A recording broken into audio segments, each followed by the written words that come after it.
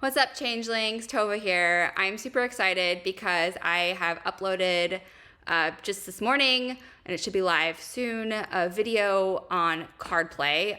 It's a long introduction. It's about 20 minutes, so that's just the first part. There's more to say, so I will be doing another video going more into kind of the card play process that I kind of put together, really grounded in drama therapy, improv, and art for self-exploration and personal growth, using largely a bunch of different types of props, typically imagery cards like tarot and oracle. I really like using tarot and oracle to support personal growth, not so much in a divinatory capacity. So today I'm going to be talking about a card play process that I just put together that uses tarot cards really in that personal growth context, and it also uses improv. So let's just jump right into what that process is. So for this, I used the Forest of Enchantment tarot deck, and I was initially inspired to do this from a practice in the Tarot for Writers book by Corinne Kenner. It's a 2-card spread, and the first card, so grab your tarot deck, whatever, and you are going to basically start off by creating a fictional character. And this is just kind of playing around with creating that fictional entity. So you're going to draw a card, and the first card is going to represent this character's best trait. So the best trait that this character has. And then the second card that you draw is going to represent this character's worst trait. So once you have those two, and this is not necessarily using the guidebook or anything right there, or anything like that gives you kind of this outside perspective on what those cards mean, just going off your impressions of those two cards, you'll write a paragraph describing who this character is. So maybe you include things like their job or career, their worldview, how they relate to people in their lives, how they see things, anything kind of about this character, just like about a paragraph or so. So when I was going through this process, these were the 2 cards that I drew. So this was the first card that I drew representing this character's best trait. And so just looking at this card, to me, this conveyed a sense of hardworking, of being hardworking. So it was pretty quick, pretty instant. Yeah, this character's best trait is that they're a hard worker. Then I drew this card for their worst trait. And the snow, it's just this feeling of being very cold. And so the worst trait for this character is that they're cold. They're just a cold person, a cold energy about them. It can be kind of alienating to other people.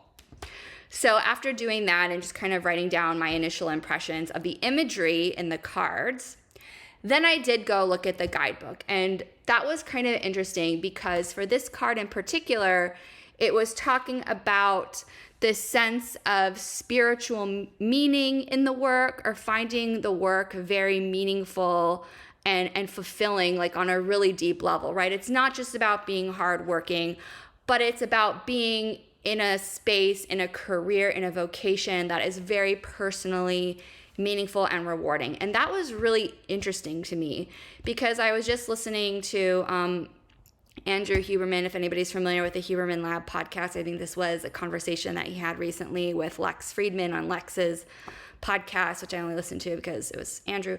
That's beside the point.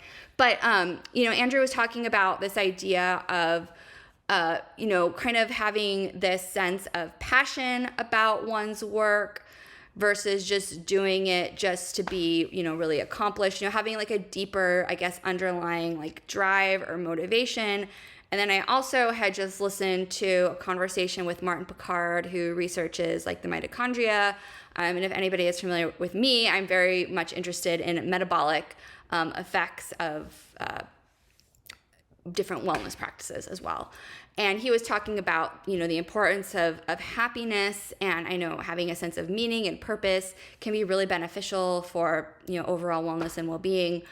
So that connection here of finding meaning in work just really stood out to me. And so then when I went to go write my little paragraph about this character, it was about this person who finds a lot of meaning and a lot of passion in their career, but they almost look like a workaholic in many ways, like to the outside, to anybody else. You know, they put all this passion and motivation into their work that they kind of neglect these other areas of their lives, like recreation or like, you know, relationships and that kind of thing. And then that can come across to others as being very cold.